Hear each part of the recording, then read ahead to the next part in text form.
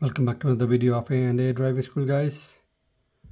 Today I'm going to explain to you about the mini roundabouts. In my previous video I explained to you the medium size, or I would say the normal size roundabouts. Today I'm going to explain to you about the mini roundabouts. Mini roundabouts are identified by these two signs. So the blue circular sign with white arrows in it, that's normally a mini roundabout sign, but you can expect this sign. So like I said in previous roundabouts video that I made, people coming from the right side have priority, like it says here as well, give way to the traffic from the right. So let's start with the first exit.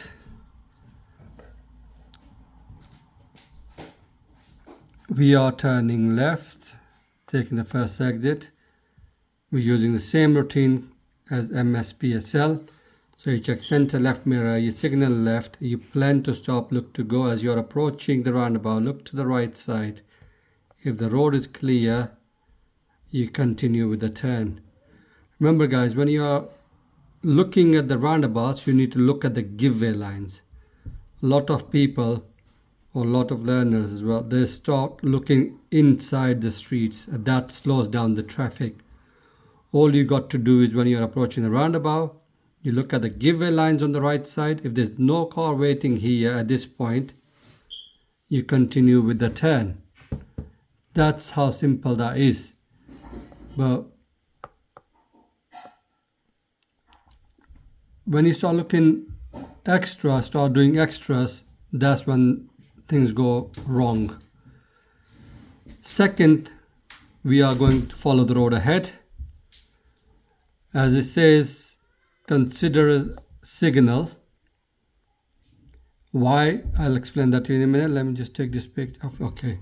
Right. So once you've identified you are approaching a roundabout, so be prepared. Consider a signal. So it's a left signal at this time. Why? Because there's no left turning. So people wouldn't think that you are turning left as well. But the left signal will help the car on the opposite side. As once they've seen your signal turning left, or you've left signaled, they don't need to wait for you.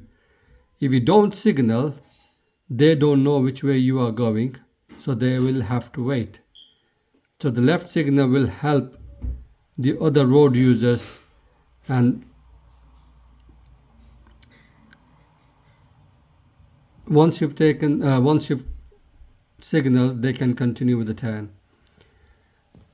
Moving on to the third turning right, third exit. Same thing again, plan to stop, look to go. As you're approaching the roundabout, put the right signal on, look at the give-way lines. If there's no car there, go around the roundabout.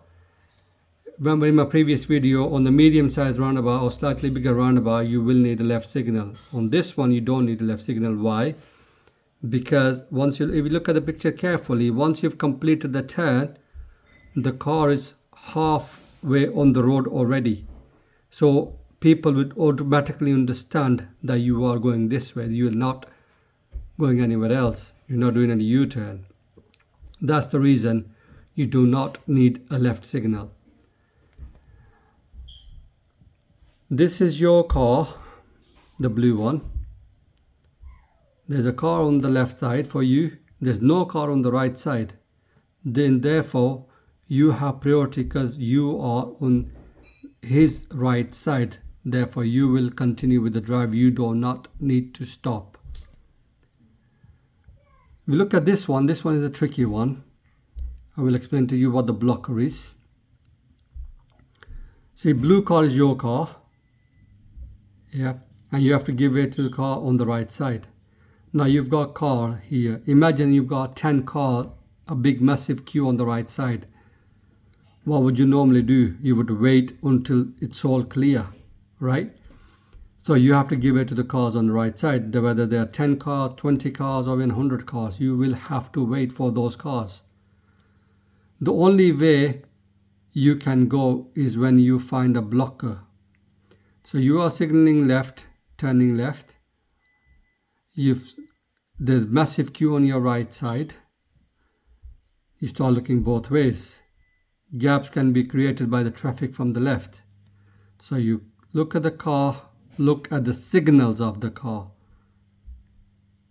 The signal is turning right, so that means the car is going to go around the roundabout like this, and they're going to turn right. So it's not the best picture, so it's going to come right like this. Yeah.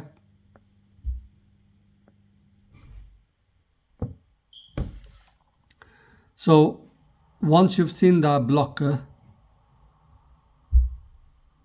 blocking the car for you, that's your chance created. You can take the turn.